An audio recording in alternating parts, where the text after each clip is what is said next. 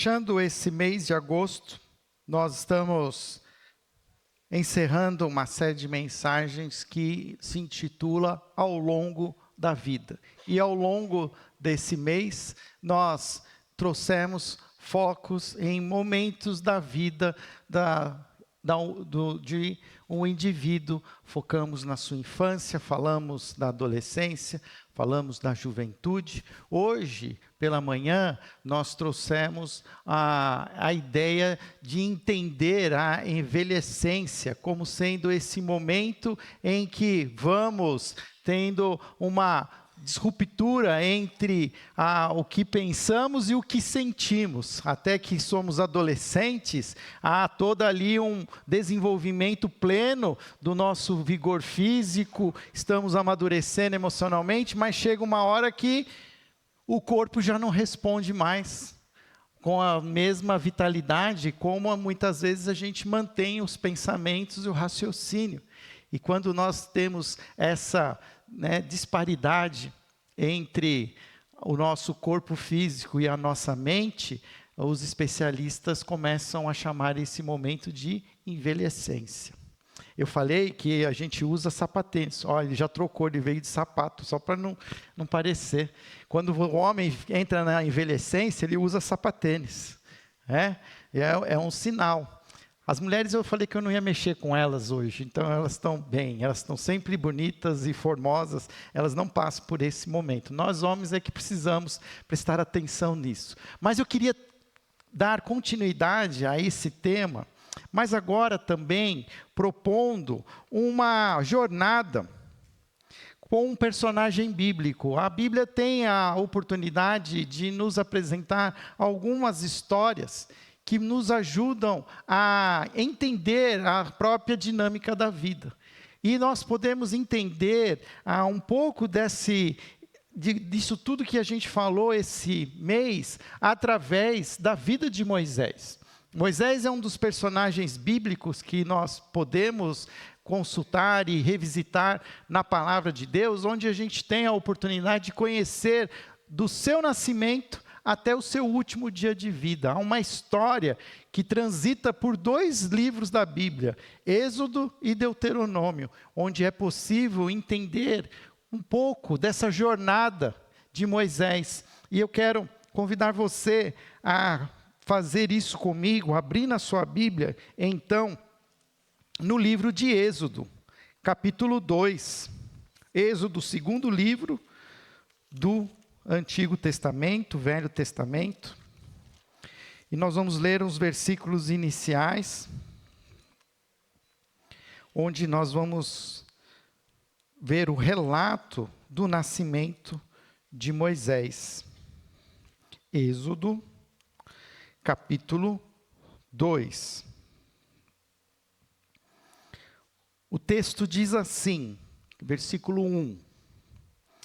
Por essa época, um homem e uma mulher da tribo de Levi se casaram. A mulher engravidou e deu à luz um menino. Viu que era um lindo bebê e o escondeu por 3 meses. Quando não conseguia mais escondê-lo, pegou um cesto feito de juncos de papiro e o revestiu com betume e piche. Acomodou o bebê no cesto e o colocou entre os juncos à margem do rio Nilo.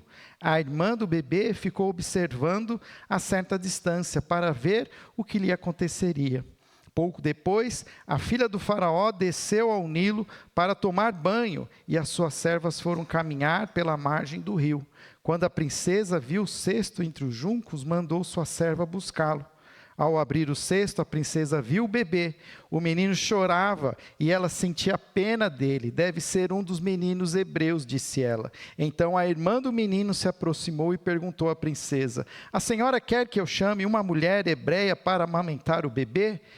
Quero, respondeu a princesa. A moça foi e chamou a mãe do bebê. A princesa disse à mãe do bebê: leve este menino, amamenta-o para mim. Eu pagarei por sua ajuda. A mulher levou o bebê para casa e o amamentou. Quando o menino cresceu, ela o levou de volta à filha do faraó, que lhe adotou como seu próprio filho. A princesa chamou de Moisés, pois disse: eu o tirei da água.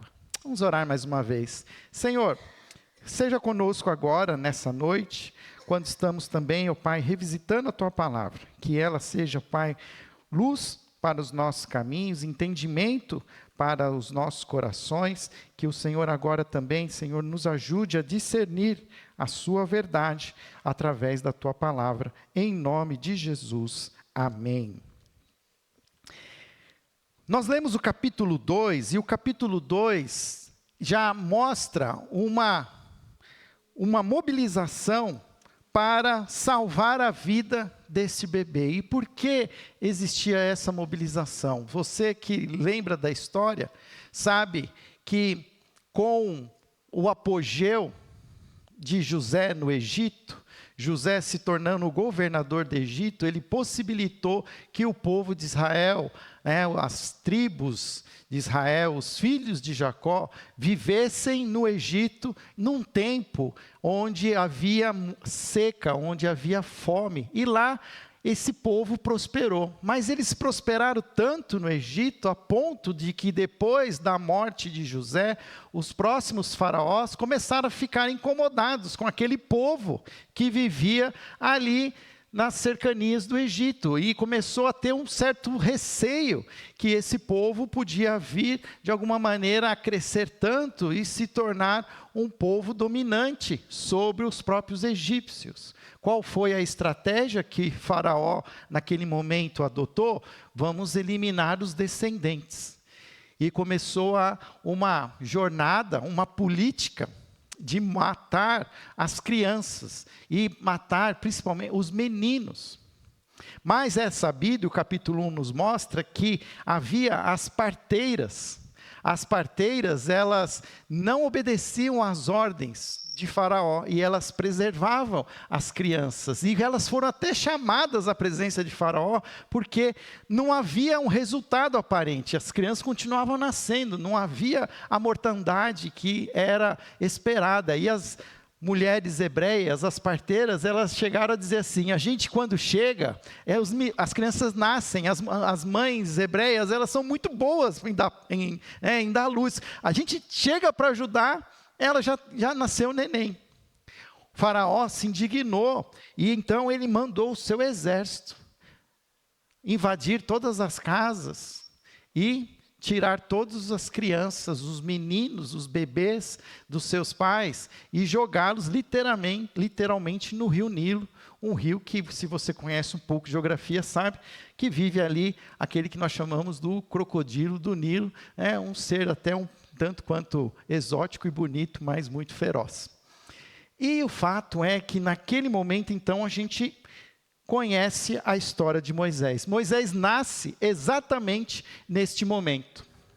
Se põe na tela para mim, Moisés, ele nasce exatamente em um momento muito difícil da história de Israel, um momento de morte, de ataque, de perseguição. E os pais de Moisés, nesse momento, buscam encontrar alguma maneira de preservar a vida de Moisés. E agora, se nós olharmos para essa nossa temática, ao longo da vida de Moisés, nós vamos ver que a infância de Moisés foi uma infância onde ele foi protegido por Deus. Vemos o texto e como lemos, houve ali uma estratégia de colocar o menino numa cesta de vime e foi jogado no Nilo. E Deus, nós entendemos assim, fez com que aquele bebê encontrasse a princesa. Foi adotado pela princesa. A irmã mais velha que acompanhava o bebê, boiando pelo rio, com muita sabedoria, aproveitando aquela oportunidade, também se pôs ali numa brecha e disse assim: quer que eu chame uma mãe para cuidar desse bebê? Na cabeça dela, ela falou assim: eu vou chamar minha própria mãe, a mãe do meu irmão. E a princesa aceitou. E Moisés, nesse sentido, foi preservado da morte por essa estratégia dos pais, que teve a colaboração de toda a sua família. Quem lê para mim Hebreus capítulo 11, verso 23? Quem tem aí a Bíblia fácil acesso, leia para mim Hebreus 11, 23. Quando o autor de Hebreus está contando a história de Israel, ele cita exatamente esse momento marcante da história de Moisés. Quem vai ler? Leia em voz alta, por favor.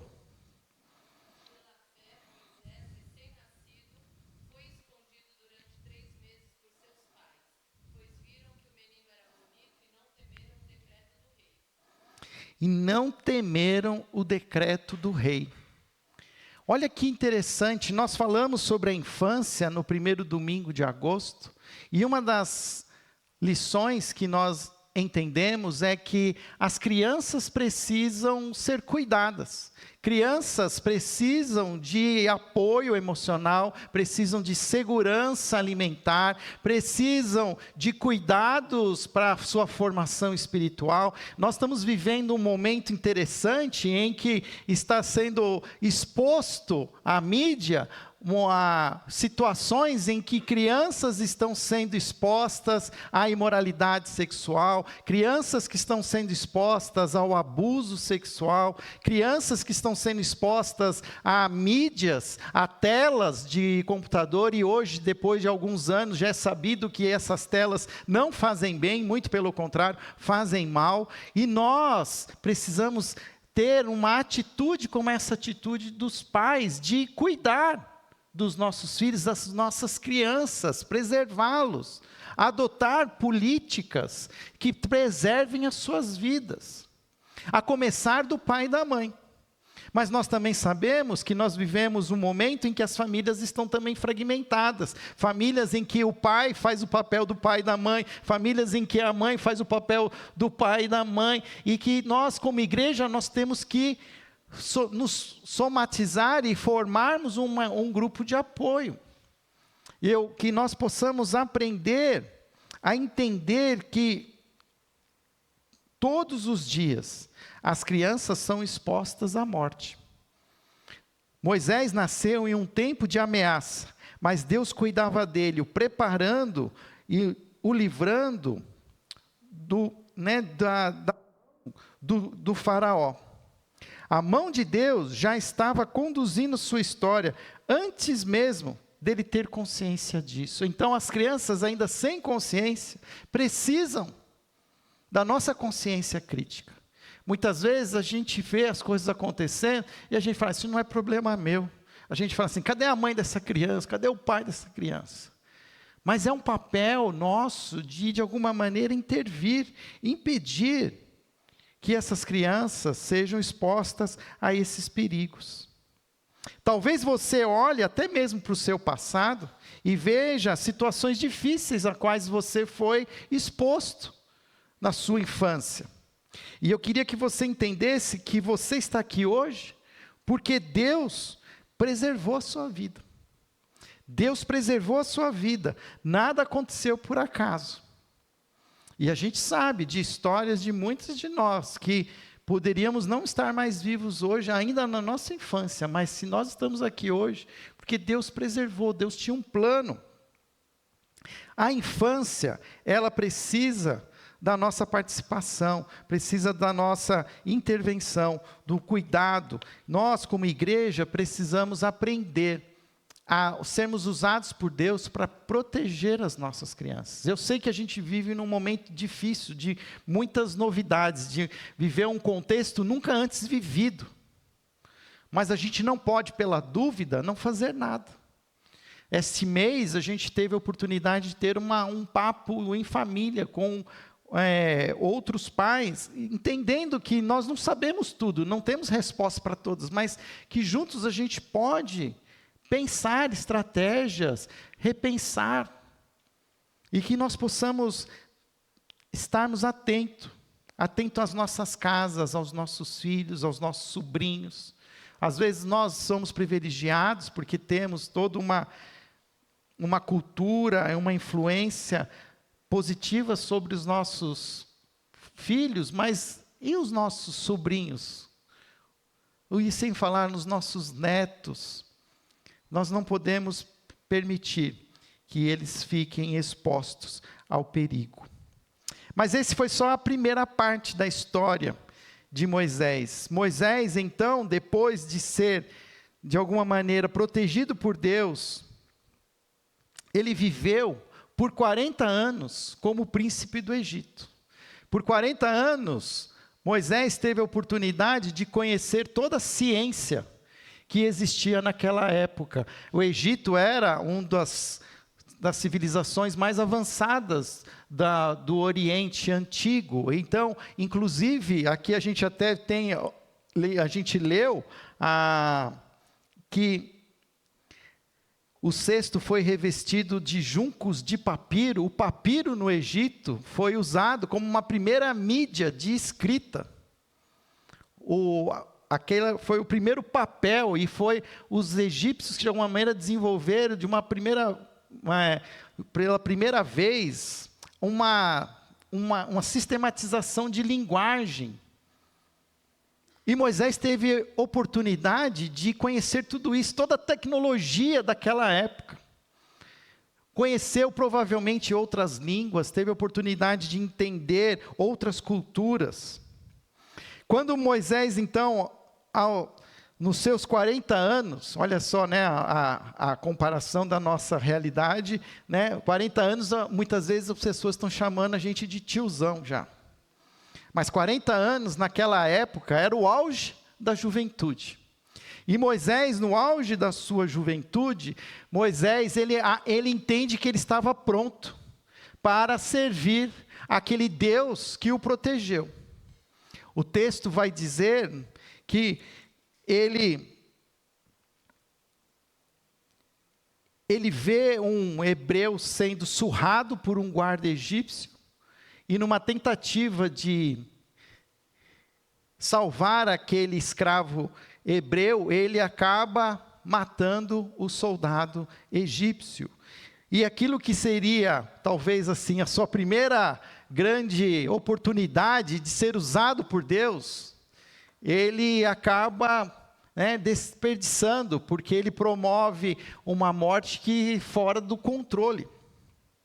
E nós vemos então ali na juventude a força, mas também vemos o impulso e o fracasso. Quem pode ler para mim Atos, capítulo 7, versículo 23 e versículo 24?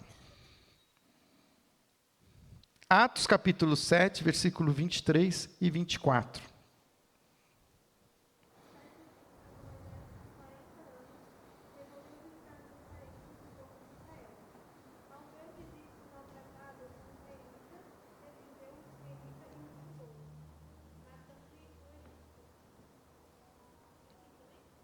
Até o 24. Ele decidiu, aos 40 anos, decidiu visitar seus irmãos. Ao ver um deles sendo maltratado pelo egípcio, saiu em defesa. E o que ele fez? Matou o egípcio. Já pensou se todo mundo que a gente vê fazendo alguma coisa injusta, a gente matasse? E não é assim que Deus propõe a justiça. E Moisés tentou fazer a obra de Deus pela sua própria força. E o resultado foi fracasso. Sabe o que aconteceu com Moisés? Moisés fugiu do palácio. Moisés fugiu para o deserto. Quando você muitas vezes imagina que na juventude é um momento em que todas as coisas funcionam perfeitamente. Quem aqui nunca também aprontou na sua juventude? Quando teria as melhores condições para fazer aquilo que é certo, usou toda a força, o vigor físico e fez o que não era para ser feito. E carrega marcas. Nós muitas vezes trazemos marcas da nossa juventude. A juventude, ela precisa ser entendida como esse momento em que os impulsos, a força, a plena potência, ela se destaca. Mas eu lembro de uma propaganda antiga da Pirelli, que mostrava uma Ferrari andando por uma estrada sinuosa, com chuva, e aí acontecia alguma coisa e a Ferrari brecava instantaneamente, ela parava. Em alta velocidade ela chegava no zero, mesmo com a pista molhada. E aí focava no pneu Pirelli, e aí vinha a propaganda, o slogan que dizia: potência sem controle não é nada. O que falta para a juventude, muitas vezes, é controle. é controle. Eu lembro que eu era jovem, eu era pastor de jovens, e eu lembro de uma história de 4 jovens, estudantes do Mackenzie, em São Paulo, que foram para Campos do Jordão, e beberam todo, e na volta sofreram um acidente, e morreu todos os adolescentes, com exceção do motorista. Já era uma tragédia. Um mês depois, aquele mesmo adolescente se envolvia numa outra tragédia. Por quê? Porque tinha tudo, mas não tinha controle.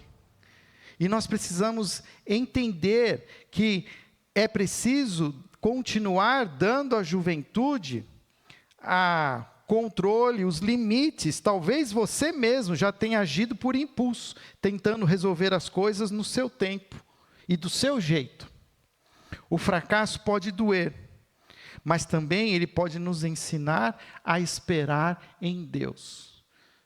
Muitas vezes a gente também cai num equívoco de achar que Deus nos deu algo para ser realizado quando jovens, e nós desperdiçamos, e agora nós já mais maduros achamos que já não temos mais a oportunidade de fazer aquilo que fomos chamados para fazer um dia.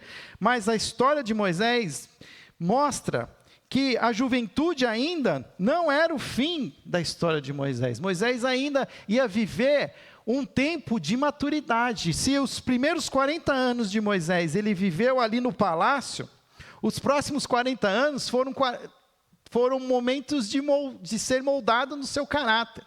A história vai contar, em Êxodo capítulo 3, o verso 10, vai dizer que Moisés, ele estava cuidando de ovelhas. De um príncipe do Egito, ele virou pastor de ovelhas. E ele fica imaginando, ele pensando na sua vida, né? Eu tinha tantas chances, podia ter feito tanta coisa, e olha só onde eu acabei. Acabei aqui, cuidando das ovelhas do meu sogro. Nem eram ovelhas dele, era ovelha do sogro. E ele ali, talvez na sua lamentação, sem entender, passa por 40 anos. 40 anos depois, já Moisés aos 80, hein? Quem está chegando aqui nos 80? Já está mais para lá do que para cá, muitas vezes. Né? Como diria assim, não pode nem levantar a mão, porque Deus puxa. Moisés, com 80 anos, Deus se revela a ele através do episódio que a gente conhece da sarça ardente. Curioso que quando Deus vem falar com Moisés, Deus fala assim: eu ouvi o clamor do meu povo lá no Egito. E eu fico imaginando que Moisés era um cara que clamava, reclamava, ó Deus, ó vida, ó azar. E quando Deus se revela, Deus não fala assim: olha, vim aqui, porque eu ouvi o seu clamor. Eu estou aqui, Moisés, porque eu ouvi o clamor do meu povo lá no Egito. E eu escolhi você para cumprir essa missão de tirar o meu povo do Egito. Mas eu, Senhor, eu não sei falar direito. Quem sabe da história lembra que ele começa a se justificar, a dizer que ele não sabia falar, que ele ia gaguejar, e aí Deus fala para ele assim: chama o seu irmão vai ser o seu porta-voz. Interessante a gente ver como Deus, ele molda Moisés, a ponto de quando Moisés se acha menos preparado, é aí que ele está preparado. Quando nós menos estamos assim, às vezes, seguros de nós mesmos, é quando Deus está mais pronto para nos usar. Assim como o apóstolo Paulo diz: quando estou fraco, aí é que eu sou forte, porque não sou eu que, não são os meus atributos, as minhas forças que se revelam, mas é a força do Senhor. Você tem se sentido fraco? Não sei que momento da sua vida você está vivendo, mas Deus tem um chamado para você agora. Deus quer usar a sua história, quer usar a sua formação, quer fazer de você alguém como que vai ser um instrumento para abençoar outros. Deus nunca veio atender as necessidades de Moisés. Deus, na verdade, usou Moisés para atender às necessidades do povo no Egito. Nunca é tarde para obedecer o chamado de Deus. Se você ainda tem fôlego de vida, ainda tem um propósito para você. Ainda tem um propósito para você. Em todo momento que nós estamos, ao longo das nossas vidas, nós estamos vivendo algum momento. E esse momento, Deus tem um propósito para esse momento. Muitas vezes a gente se justifica dizendo, mas agora não posso, agora já não tenho mais, agora eu já não... Não existe. Hoje você pode ser usado por Deus. Passando pela infância, pela juventude e pela maturidade, nós vamos ver aquilo que nós citamos hoje, que é a envelhecência. A envelhecência de Moisés, ela é vivida na liderança e na dependência de Deus. O que significa isso? Moisés faz aquilo que Deus deseja, não faz exatamente, as coisas não funcionam exatamente como ela deveria funcionar, muito pelo contrário. As coisas foram ficando pior, a ponto que veio as 10 pragas do Egito, a morte dos primogênitos, que chocou Faraó, que deixou o povo sair. Moisés conduz o povo, atravessa o Mar Vermelho, mas ainda tem um deserto pela frente. E por um coração duro do povo, nem foi culpa de Moisés, mas foi culpa do povo que Moisés estava conduzindo, pelo coração duro que eles tinham, que eles não acreditavam, apesar de toda a experiência que eles tiveram antes no Egito, que Deus estava com eles. Deus pesou a sua mão e disse que aqueles que ali estavam com Moisés não viveriam para conhecer a terra prometida, o que fez com que o povo vagasse 40 anos no deserto. 40 anos no deserto. Cada vez que eu estudo a história de Moisés, eu me admiro com Moisés, porque eu já tinha chutado o balde. Porque ele já tinha vivido, vamos dizer, um momento áureo aos 40 anos, deu tudo errado. Aos 80 parece que há uma redenção. As coisas estão funcionando, de repente, desanda, e aí ele fica com aquele povo murmurador, reclamão, que começa a reclamar de tudo, que chega a ter saudade do Egito. E foi nesse momento em que Moisés se revela um líder dependente de Deus. Êxodo 33:11, que é esse versículo que está aí, eu vou ler agora para vocês, dizer assim: falava o Senhor com Moisés face a face, como quem fala com seu amigo. A história conta e o texto narra, se você ler lá, que em alguns momentos Moisés ficava vários dias, subia um monte e ficava numa comunhão com Deus, que quando ele voltava, o rosto dele resplandecia da glória de Deus.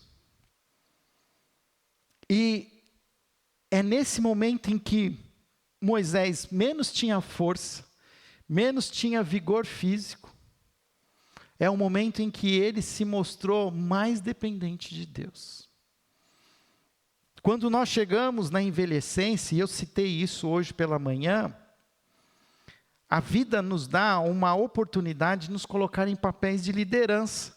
Liderança na família, liderança no trabalho, liderança na igreja. Mas o segredo não é controlar as pessoas. O segredo é depender de Deus em oração. Quanto mais os nossos cabelos se tornam brancos, deveríamos mais depender de Deus em oração. Antigamente,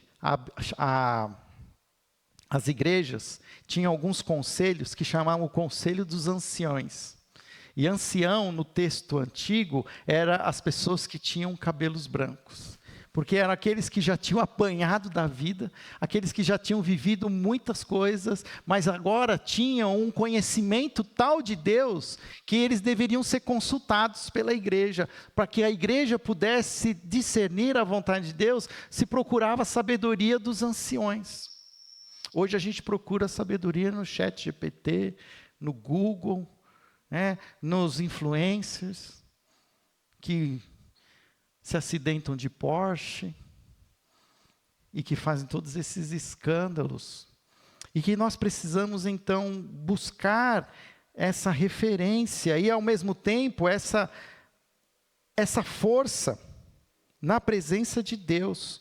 Precisamos buscar o Senhor, e termos uma vida cheia do Espírito Santo. Hoje pela manhã eu destaquei que quanto mais a gente mais velho vai ficando, talvez a gente vai enxergando menos, vai precisando de óculos, mas é aí que nós precisaríamos estar enxergando cada vez mais o invisível, o sobrenatural. Porque nós aqui mais vivemos, mais conhecemos a Deus, mais experimentamos das manifestações do Senhor.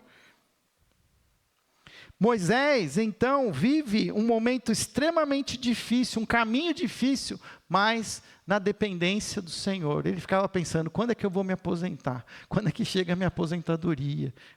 E aí Deus ficava lá fazendo os cálculos lá do INSS celestial, falou assim, não, vai ter que trabalhar mais um pouco, vai ter que trabalhar mais um pouco.